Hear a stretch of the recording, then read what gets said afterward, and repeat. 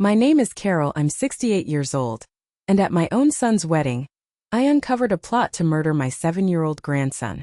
Before I tell you how I exposed the monster who did it right in the middle of the reception, let me know where you're watching from in the comments. The ballroom at the Oak Brook Hills Golf Club was exactly what you'd picture for a lavish wedding. Golden chandeliers dripped light onto tables dressed in pristine white linen. A jazz trio played softly in the corner, their music a gentle hum beneath the cheerful chatter and the clinking of champagne glasses. It was all so perfect, almost too perfect. A knot of unease had been twisting in my stomach since I'd arrived, a feeling I couldn't quite place. I told myself it was just nerves. My son David was starting over, and all I wanted was for him to be happy. I looked down at my grandson Noah sitting beside me. At 7 years old, he was my entire world.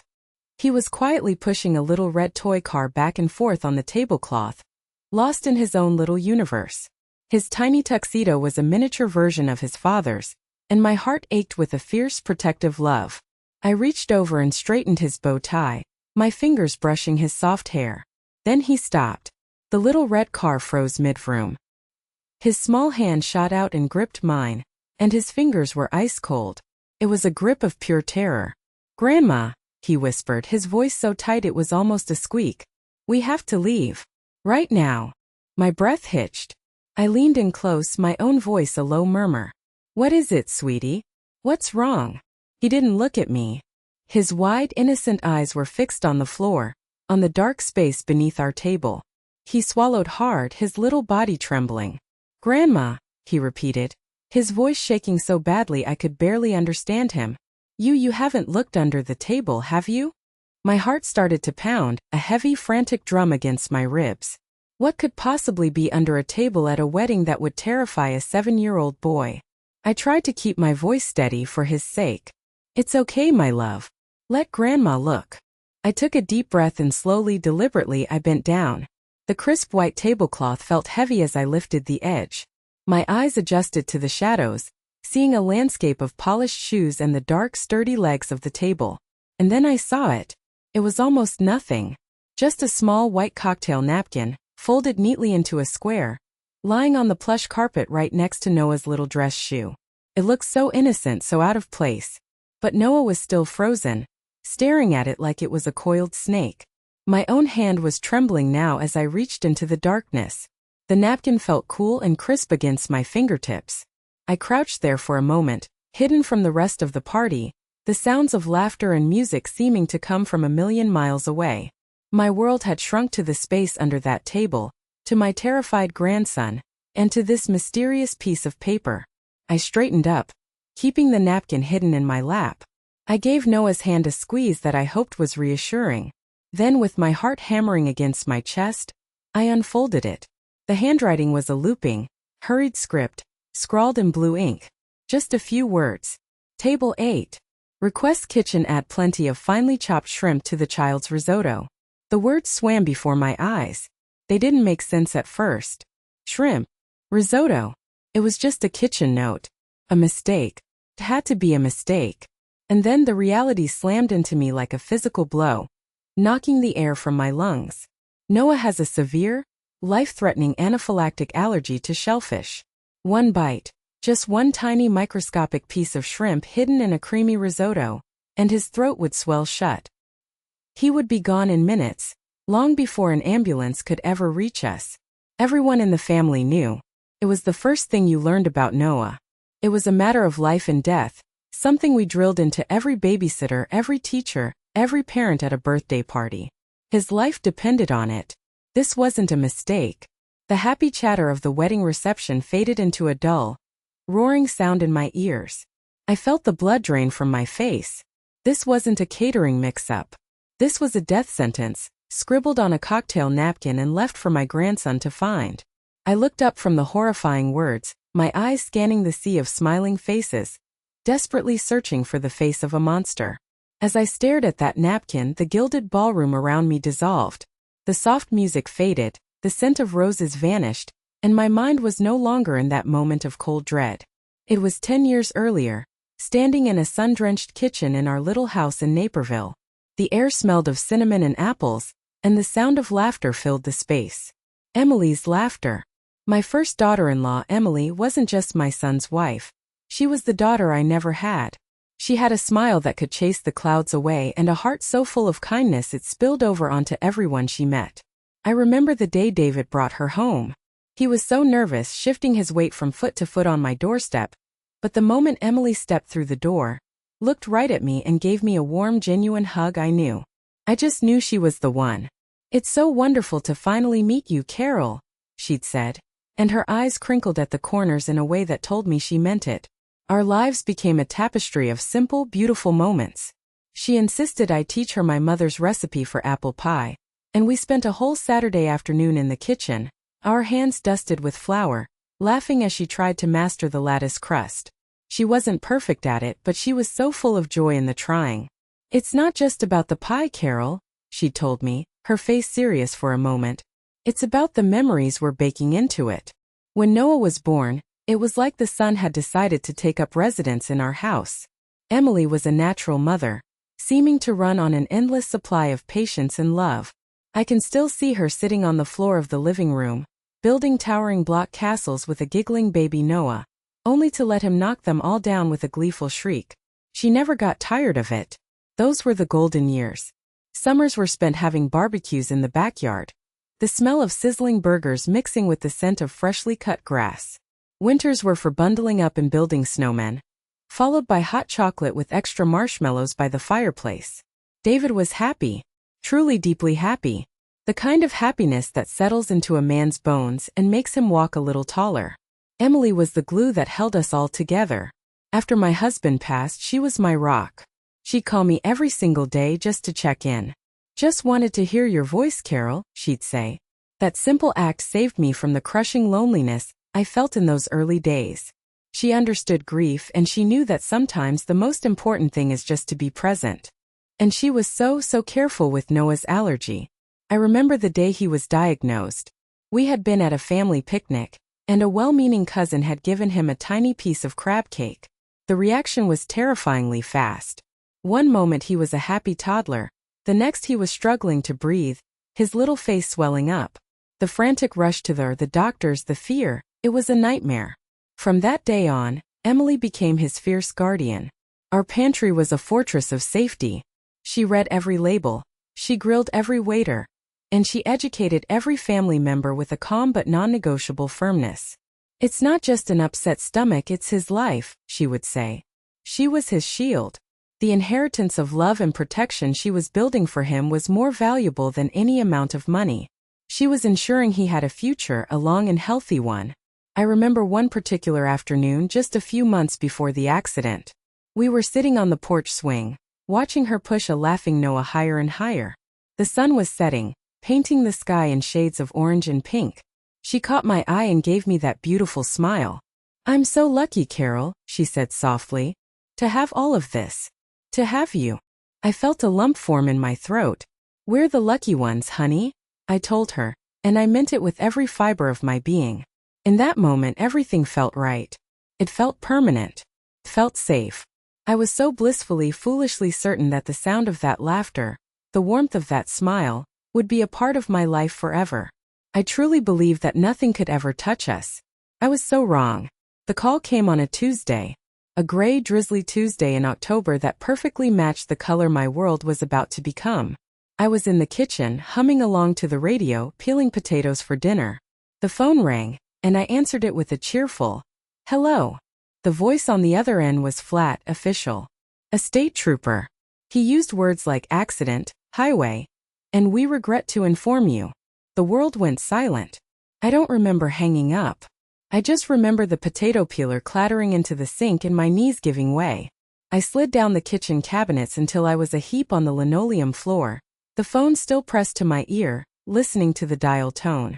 A sound like a high-pitched scream started in my head and wouldn't stop. "Emily. Gone." The hardest thing I have ever had to do in my entire life was tell my son that his wife was dead. He came home from work, whistling, and found me sitting in the dark. He saw my face and his smile died. "Mom? What is it? What's wrong?" I opened my mouth, but the words wouldn't come out. I just shook my head, tears streaming down my face. And he knew. He fell apart right there in the hallway, a guttural animal sound of pure agony ripped from his throat. The funeral was a blur of black clothes and hushed condolences under a sky that wept a cold, relentless rain. David stood by the casket, a hollowed-out shell of the man he once was. He didn't cry. He just stood there, his eyes vacant, as if a vital part of his soul had been ripped away. And Noah, my poor sweet Noah, was only 4. He clung to my hand, his little face a mask of confusion. "Why is everyone so sad, Grandma?" he whispered. "And why is Mommy sleeping in that box?" I knelt down, pulling him into a hug, burying my face in his hair to hide my own sobs. "Mommy's in heaven, sweetie," I choked out, the words feeling like ash in my mouth. After that day, our house fell silent. The laughter was gone, replaced by a heavy, suffocating grief. David threw himself into his work, taking on every extra shift, traveling for weeks at a time. It was his way of running away. But in his absence, Noah began to wither. The bright, bubbly little boy was replaced by a quiet, somber child who had terrible nightmares and rarely smiled. He'd spend hours in his room, just sitting with his mom's picture, his little shoulders shaking with silent sobs. It was during this dark time that my niece Sarah became our lifeline. Sarah, my sister's daughter, was a pediatric nurse, and she had a heart as big as the sky. She started coming over every day after her shift. She didn't try to fill the silence with meaningless chatter. Instead, she just filled it with presence. She would sit on the floor with Noah, helping him with puzzles. She'd read him bedtime stories, her voice soft and soothing, until he finally drifted off to a restless sleep. I remember one evening Noah had a full-blown grief tantrum, screaming and crying that he wanted his mommy. I was at my wit's end, but Sarah just sat on the floor, opened her arms and said, "It's okay to be sad, buddy.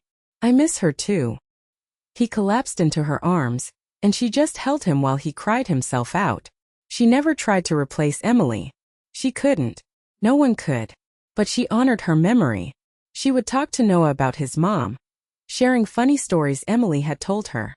"Your mom told me about the time you tried to give the dog a haircut," she'd say, and Noah would crack a tiny smile.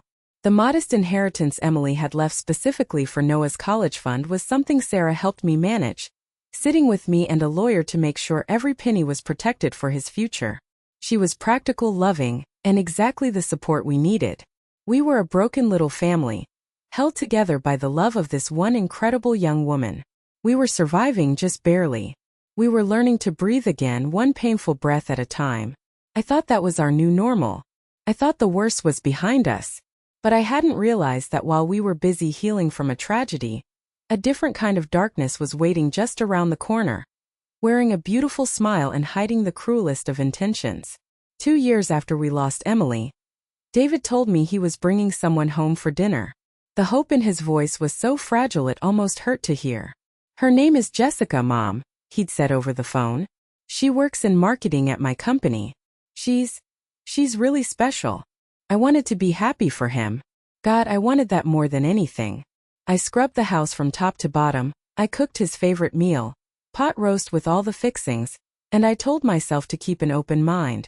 Jessica arrived right on time, a vision in a sleek, expensive-looking dress. She was stunning with perfectly styled blonde hair, piercing blue eyes, and a smile that could sell ice to an Eskimo. It was a dazzling high-wattage smile that never quite reached her eyes. She handed me a bottle of wine that probably cost more than my weekly groceries, and a ridiculously large bouquet of lilies. "It is such an honor to finally meet you, Carol," she gushed, her voice as smooth and sweet as honey. "David talks about you all the time. Your home is just lovely."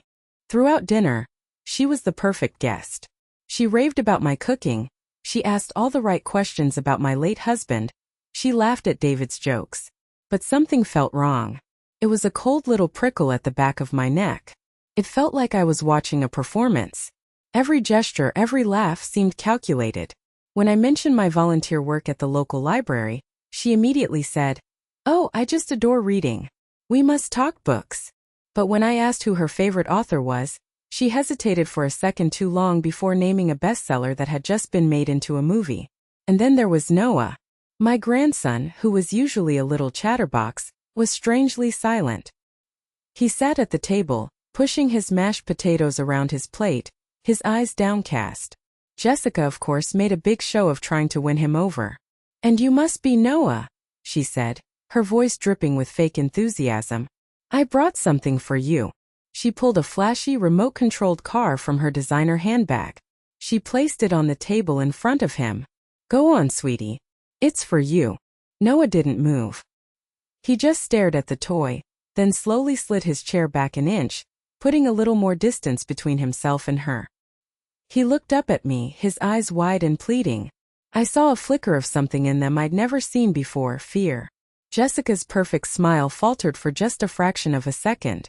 I saw a flash of ice in her blue eyes, a flicker of raw annoyance before it was gone, replaced by a look of saccharine sweetness.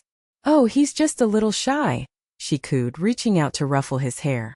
Noah flinched and pulled away as if her touch had burned him. Quickly stepped in. "He's just tired, it's been a long day," I said, putting a protective hand on Noah's shoulder. Later, while I was clearing the plates, I heard Jessica talking to David in the living room. Her voice was a low, concerned murmur. "Is he always this withdrawn?" she asked. "It must be so hard on you, dealing with that all the time." It sounded like sympathy, but underneath I heard a criticism, a subtle suggestion that Noah was a problem, a burden. David, blinded by his infatuation, didn't seem to notice. He just beamed at her, as if her clumsy attempt to connect with his son was the most endearing thing in the world. After she left, he turned to me, his face glowing. "So? What do you think, Mom? Isn't she amazing?" I looked at my son, at the desperate hope in his eyes, and I couldn't bring myself to say what I was really thinking. I couldn't tell him that her compliments felt hollow. I couldn't tell him that my grandson was terrified of this woman. I couldn't tell him that my intuition was screaming at me that this woman was dangerous. So I just smiled a weak, watery smile. "She's lovely, honey." The words felt like a lie, a betrayal to both Noah and myself. It was a lie that would come back to haunt me in the worst way imaginable.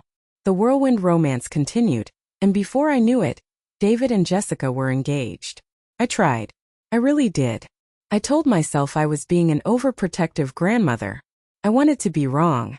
For David's sake, I prayed I was wrong. But the little incidents kept happening, like tiny cracks appearing in a flawless facade. The first major red flag came during a trip to the Shed Aquarium. It was supposed to be a fun family outing. Jessica was in charge of packing the snacks, a task she insisted on taking over. "Don't you worry about a thing, Carol," she'd said. "I've got it all under control." We were standing in front of the beluga whale tank when Noah's stomach started to rumble. "Grandma, I'm hungry," he said. "Okay, sweetie," I said, turning to Jessica. "I think it's snack time." Jessica rummaged through her oversized tote bag, a look of theatrical surprise spreading across her face. "Oh my goodness," she gasped, her hand flying to her mouth. "I cannot believe I did this. Carol, I am so sorry. I must have left Noah's special gluten-free, nut-free crackers on the kitchen counter." I stared at her. It was the one thing she was supposed to remember. Noah's face fell, his lower lip beginning to tremble. "I know," Jessica chirped, as if she'd had a brilliant idea. "Let's get him some ice cream. There's a cart right over there." My blood ran cold. "Jessica, no," I said, my voice sharp. "We can't. Most of those places have cross-contamination with nuts. We can't risk it." She just blinked at me, her face a mask of innocence. "Oh right. I completely forgot. I'm just so bad with all these rules." She then turned to David and said with a little pout, "Your mom thinks I'm trying to poison your son." David looked uncomfortable. "Mom, she just forgot. It's an honest mistake." But it didn't feel honest. I ended up having to take Noah, who was now on the verge of a full-blown meltdown, all the way out of the aquarium and across the street to a small convenience store to find a safe bag of pretzels for him. By the time we got back, we had missed the dolphin show he had been so excited to see. Jessica didn't apologize again. She was busy taking a selfie with David in front of the jellyfish tank. When I confronted her later quietly so David wouldn't hear, she was all apologies again. "Carol, I feel absolutely terrible. You must think I'm a complete idiot. I'm just not used to this yet." Her eyes filled with crocodile tears. I let it go. What else could I do? But a few weeks later something else happened. It was Noah's school play. He had one line and he had been practicing it for weeks. David had a last-minute work meeting and couldn't make it. Jessica promised she would be there, front and center with the video camera. I was there, of course, saving them a seat. The play started. No Jessica. I kept checking my phone, but there were no texts, no calls. Noah's part came. He delivered his line perfectly, his little face beaming as he scanned the audience, looking for her. I waved and gave him a thumbs up, but I could see the disappointment in his eyes. Jessica showed up 20 minutes after the play was over, holding 2 giant shopping bags. "Oh my God, I am the worst!" she exclaimed, rushing over. I completely lost track of time. The sale at Nordstrom was just too good to pass up. Did I miss it? Did he do okay? She didn't even seem genuinely sorry. She was more excited about the shoes in her bag than the fact that she had broken a promise to a 7-year-old boy. I looked at her breezy, careless smile, and I felt a cold knot of certainty in my stomach. These weren't mistakes. This was a pattern of disregard. She didn't see Noah. She saw an inconvenience. A set of rules she couldn't be bothered to follow. A prior commitment she could easily break. It was the first time I truly understood that her presence in our lives wasn't just a matter of my own discomfort. It was a genuine threat to my grandson's well-being.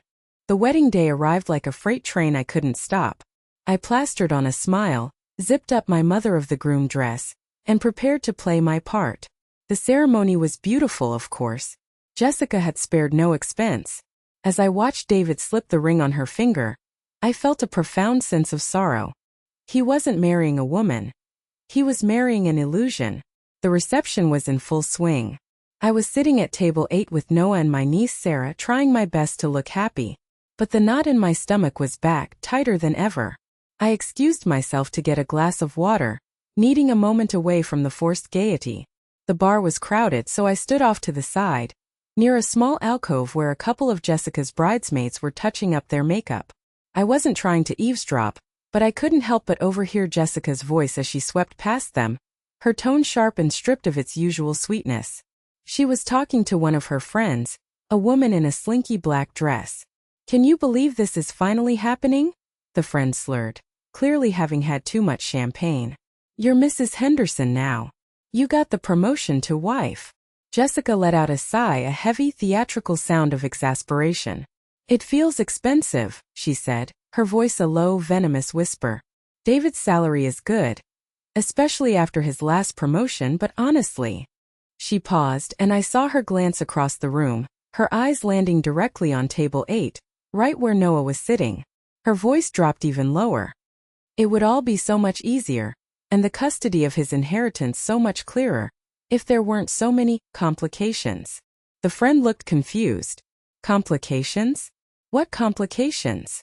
Jessica just laughed, a short, ugly sound that had no humor in it. "The little one," she said with a dismissive wave of her hand. "The endless allergies. The special food. The college fund Emily set up that I can't even touch. It's a constant drain. Financially and otherwise." The words hit me like a spray of ice water. A drain. She had just called my grandson, her new stepson, a drain. She wasn't just indifferent. She was resentful. She saw Noah as an obstacle, an expensive line item on her new husband's budget. My hand started to shake. I wanted to march right over there and expose her for the cold, calculating viper she was. If you're a mother or a grandmother, you know that feeling. That primal, ferocious instinct to protect your own. It rises up in you like a hot tide. Lo are tuan in lamve. Lo are tuan in hetlen. Lo are tuata gay are mot kan tuong nai luk du. And hung tuata kong lam the. Tua chi dung du dong kung trong hok tuong. Tim dap thin tik trong tai. Tua tu nu rang min de hu sai. Rang tuata de sukong tik kwamin doi voi koi to mao cho loi in oi kwa koi. Vadu la koan kakas iem on tua mai. Sudu du kwa tua. Mong muon jehoa bin kwa tua. Boi vi trong kai tua dung du. Tilit boi su thu quiet don. Jessica de roy koi ban min va yi fi a hanlang fuk vu. Mot mat sui tu, san moi. Tua kong beat luk du. And hung koi dang tren duong tu kien kahoch kd kwa min. Kahoch esi dan din mot jhi chuan gek ngoak tren mot cheek kanan cocktail. Kahoch sut nua de quap di mang song qua chow tre toi. Suim lang qua toi trong koan kok du. Gon nu de keen toi tiro tondong famvoy inoi kan hong sap dien ra. Back at the table with the cold hard proof of Jessica's evil clutched in my hand, the world came into sharp, terrifying focus. The whispered conversation, her resentment over the college fund, her calling Noah a drain. It all clicked into place. This wasn't just a cruel prank.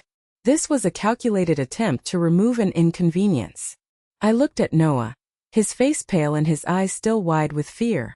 Then I looked at Sarah, my niece, who was watching me with a worried expression. Stay with him, I said, my voice low and dangerously calm. Don't let him eat or drink anything. Sarah's eyes widened, but she nodded, pulling Noah a little closer to her. Carol, what's going on? I'll be right back, I promised. I folded the napkin carefully and tucked it into my small evening bag. Felt like I was concealing a weapon. I stood up, my legs feeling strangely steady. The entire ballroom seemed to move in slow motion as I scanned the crowd. I needed to find the waiter. The young man with kind eyes and slightly messy brown hair. I spotted him near the service entrance, talking with a group of other staff members. I walked towards him, my steps measured and deliberate. I walked right up to the young man. Excuse me, I said. My voice didn't shake. He turned, a friendly, professional smile on his face. Yes, ma'am. Can I get you something? His name tag read Ben. I didn't waste any time. I opened my bag, took out the napkin, and held it up right in front of his face. This, I said, my voice like ice. Did you drop this? The friendly smile vanished. He stared at the napkin, and all the color drained from his cheeks. Oh my God, he stammered, his eyes darting around nervously. Mem, I don't know. Don't lie to me. I cut in, my voice low but carrying the weight of my fury. I know this was intended for the chef. I know it was meant for the child at table 8. My grandson. Now you are going to tell me right now who gave this to you. He started to tremble. He was just a kid, probably working his way through college. Please, ma'am, he pleaded, his voice dropping to a whisper. Don't get me in trouble. I'll lose my job. You're going to be in a lot more trouble than that if you don't start talking, I said, my voice hardening. My grandson is severely allergic to shrimp. What you're holding in your hand is evidence of attempted murder. This could involve a lawyer and the police. Now for the last time. Who gave to you? The mention of a lawyer seemed to break him. Tears welled up in his eyes. It was the bride, he whispered, the words tumbling out in a rush. Mrs. Henderson. She found me in the hallway a little while ago. She said it was a special dietary request for one of the guests. She gave me this note and a $20 bill and told me to give it directly to the chef. He looked down at the floor ashamed. I was on my way to the kitchen, but I was carrying a heavy tray of glasses and I must have dropped it. I didn't even realize it was gone. I swear, ma'am, I had no idea. I thought it was just a special order. I stared at him, my heart a block of ice in my chest. So there it was. The confirmation. The direct link. It wasn't a suspicion anymore. It was a fact. Jessica. The beautiful, smiling bride. I took the napkin from his trembling hand. Thank you, Ben, I said, my voice surprisingly steady. You might have just saved a little boy's life. I turned and walked back towards the ballroom. The sounds of celebration seemed obscene now. I walked back to my seat, my purpose clear. The performance was over. I was about to bring the whole damn theater crashing down. When I reached table 8, the world seemed to shrink until it was just the 3 of us. Noah was huddled against Sarah. Sarah looked up at me, her eyes filled with 1,000 questions. I simply sat down, placed the napkin in the center of the table, and flattened it out. Sarah leaned over and read it. Her face went through a rapid series of emotions. Confusion, disbelief, and then a slow dawning horror. No, she whispered. Carol, no. Yes, I said, my voice grim. Just then the main course began to arrive. A server approached our table with 3 plates of risotto. I saw Noah's eyes widen as the steaming, creamy dish was placed in front of him. Don't touch it, I said sharply, putting my hand over his plate. As if on cue, David appeared at our table, a beaming smile on his face. Hey everyone. Food's here. How's my best little man doing? He asked, ruffling Noah's hair. He stopped, his smile faltering as he took in the scene. Mom? What's wrong? I just pushed the napkin across the table towards him. Read this, David. He picked it up, his brow furrowed. I watched his face as comprehension slowly dawned. What is this? He asked, his voice tight. Some kind of sick joke? Before I could answer, another voice chimed in, sweet and poisonous. What's going on over here? Is everything okay? It was Jessica. She glided over to the table, a look of perfect, wifely concern on her face. Darling, what is it? Look at this, David said, holding out the napkin. Jessica glanced at it. She let out a little tinkling laugh. Oh, for heaven's sake, she said, waving a dismissive hand. It's probably just a kitchen mix-up. Or maybe Noah wrote it himself. You know how kids are, always looking for attention. She winked at the guests at the next table. He has quite the imagination. That was it. The final straw. The casual, cruel way she tried to blame my grandson. It was more than I could bear. A fire I didn't know I possessed roared to life inside me. I stood up so abruptly that my chair scraped loudly against the floor. The sound cut through the chatter. Enough, I said. My voice wasn't loud, but it was filled with so much cold fury that it sliced through the room. I held up the napkin. This is not a joke, I announced, my voice growing stronger. This is a note instructing the kitchen to put shrimp in my grandson's food. My grandson, who has a deadly allergy to shellfish. A collective gasp went through the room. The music faltered and stopped. Every eye was now fixed on me. Jessica's face paled, but she quickly recovered. Carol, you're being hysterical. You're ruining our wedding over a misunderstanding. Was it a misunderstanding when you told your friend that Noah was a drain on your finances? I shot back. Was it a misunderstanding when you complained about his college fund? About the complications he brings to your new life? Jessica froze, her mask of innocence finally cracking. I saw pure panic flash in her eyes. David stared at me, then at his new wife, his face a canvas of utter confusion and dawning horror. What? What is she talking about, Jess? She's lying. Jessica shrieked, her voice suddenly shrill. She's a bitter old woman who never wanted you to be happy. She's making it all up. Am I making him up too? I asked, pointing a trembling finger toward the service entrance. Ben, get over here. Now. The young waiter, Ben, looked like a deer in the headlights. He took a hesitant step forward, then another. Everyone watched as he shuffled nervously towards our table. Jessica stared at him, her eyes wide with a silent, desperate plea. It was too late. She never counted on the carelessness of a nervous young waiter. And she certainly never counted on the fury of a grandmother who had just been pushed too far. The silence in the ballroom was so complete you could hear a pin drop. Ben stood before our table, his face pale and slick with sweat. Ben, I said, my voice steady and clear. Please tell my son and all of our guests who gave you this napkin. Jessica took a step forward, her voice a desperate hiss. You don't have to answer that. This is ridiculous. She's crazy. She shot a look at Ben, a look that was a mixture of a plea and a command. But it was too late. Ben looked at Jessica, then his eyes met mine. And then he looked at Noah, who was still cowering behind Sarah.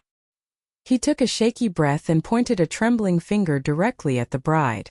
She did, he said, his voice barely a whisper, but it echoed in the silent room like a gunshot. The bride.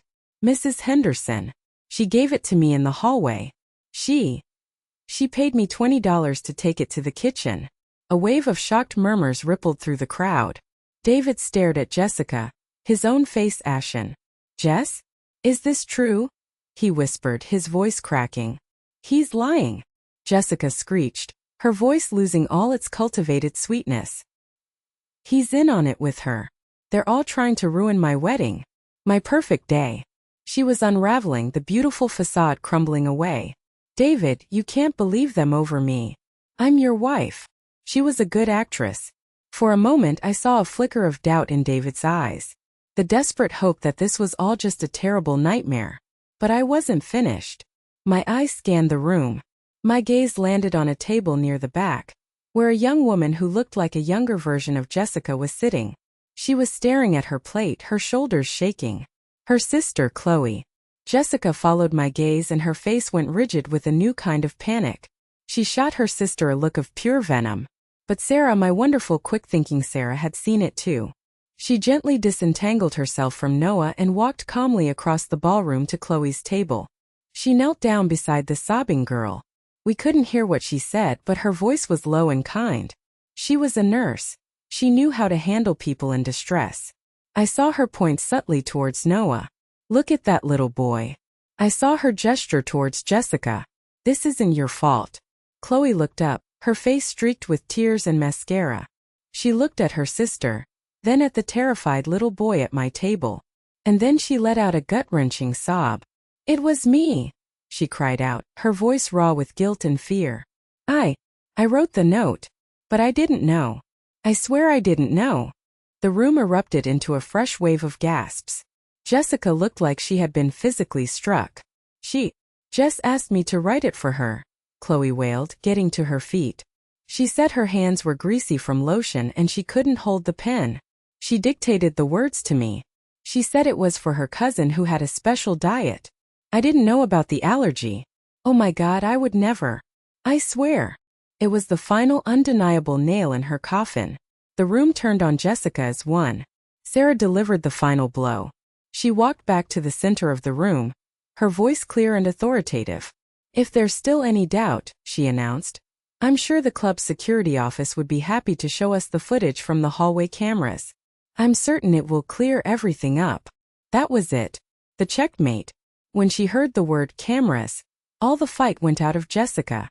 The color drained from her face, leaving her skin a pasty, sickly white. Her shoulders slumped in defeat. She didn't say another word. She just stood there, exposed and utterly defeated, in the wreckage of her own monstrous creation. David stood frozen, a statue in the center of the ruined celebration. He looked from the damning napkin to his wife's defeated face, then to his son's tear-streaked one.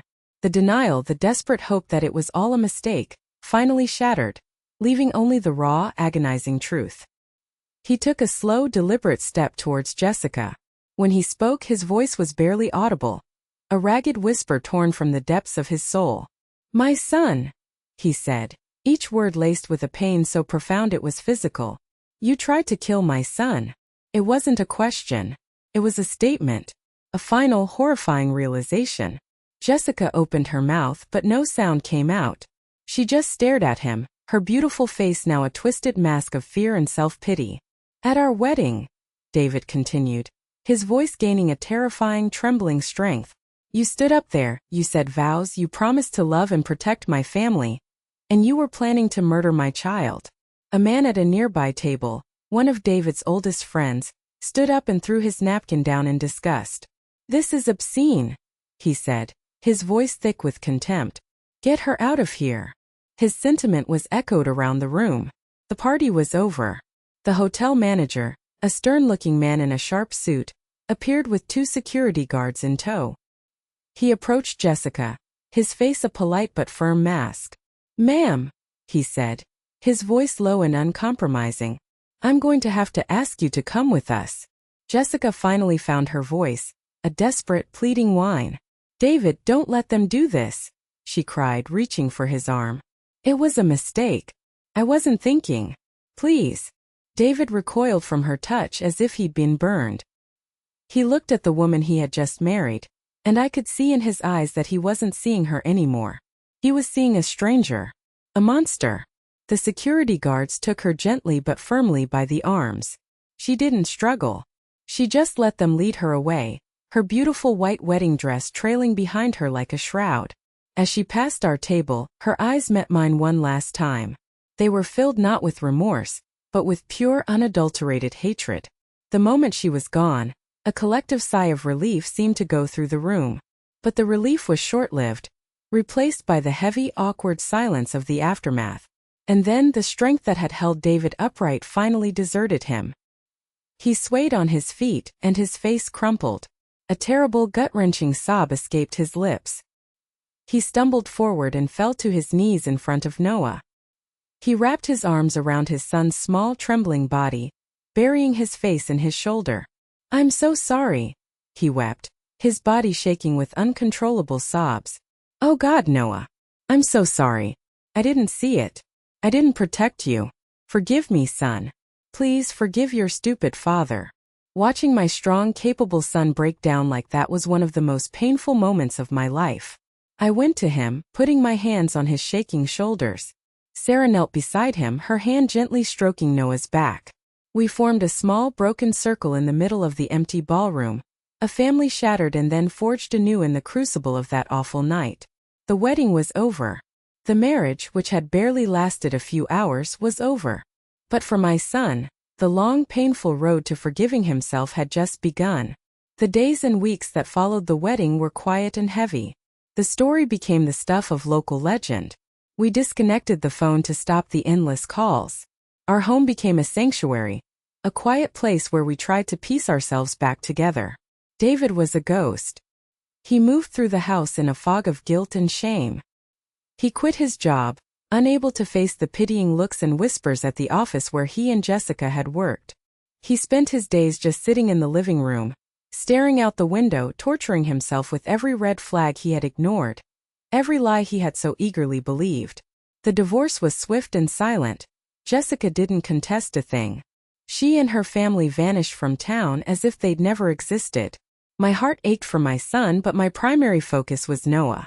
He had nightmares. He would wake up screaming, convinced there were monsters in his room. He clung to me and to Sarah with a quiet desperation. The trauma of that night had left a deep, invisible scar. Once again, it was Sarah who became our saving grace. She took a leave of absence from her nursing job. She moved into our guest room and dedicated herself completely to healing our broken family. Her focus was Noah. She knew that what he needed most was a return to normalcy, a sense of safety. She established a routine. Breakfast at the same time every morning. A trip to the park every afternoon. She bought a massive, impossibly complex Lego pirate ship. And she and Noah would spend hours on the living room floor, meticulously following the instructions.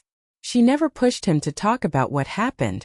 Instead, she created a space where he felt safe enough to bring it up himself. One afternoon, while they were painting watercolors at the kitchen table, he finally spoke. Was Aunt Jessica mad at me, Grandma? He asked me, his voice small. Before I could answer, Sarah put her brush down. No, sweetie, she said, her voice gentle but firm. She wasn't mad at you. She was just not a very nice person. Some people are like that. It had nothing to do with you. You are a wonderful, amazing boy, and none of it was your fault. I watched as Noah seemed to absorb her words, his little shoulders relaxing just a bit. Sarah's unwavering, unconditional love was the medicine he needed. Slowly, day by day, she coaxed him back into the light. The sound of his laughter began to echo through the house again. And she was there for David, too. She didn't lecture him. She just sat with him in his silence. She'd bring him a cup of coffee. She'd put on his favorite old movies. She'd gently encourage him to join her and Noah on their walks. At first he resisted, but Sarah was persistent. Eventually he started to emerge from his fog. I started seeing him watch her. He'd watch her patiently helping Noah with his homework. He'd watch her laughing as she chased Noah around the backyard. I saw a new emotion dawning in his eyes, replacing the guilt and shame. It was a look of quiet awe, of profound gratitude, and something deeper, something tender and hopeful. The turning point came one evening about 2 months after the wedding. We were all sitting down for a simple dinner of spaghetti and meatballs. It was the first time in a long time that it felt normal. We were talking and laughing. And in the middle of it all, Noah looked up, a smear of tomato sauce on his cheek, and said in a clear, matter-of-fact voice, "I wish Aunt Sarah could be my new mom." The table fell silent. Sarah blushed a deep crimson and stared at her plate. David froze, a forkful of spaghetti halfway to his mouth. His eyes filled with tears. It was the innocent, honest wish of a child who knew, with the pure clarity that only children possess, where true love and safety resided. It wasn't in fancy dresses or perfect smiles.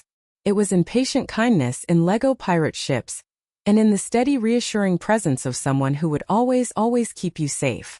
Noah's simple, heartfelt wish hung in the air, changing the dynamic of our quiet dinner, and indeed our lives forever. David slowly put down his fork. He looked at Sarah, truly looked at her, not just as a helpful niece or a kind friend, but as the incredible woman who had single-handedly held his world together. A small sad smile touched his lips. "I think," he said, his voice thick with emotion, "that's the best idea I've heard in a very long time." Sarah looked up, her own eyes glistening. The look that passed between them was more powerful than any words. It was a look of shared history, of shared pain, and the tentative, fragile beginnings of a shared future. From that day on, something shifted.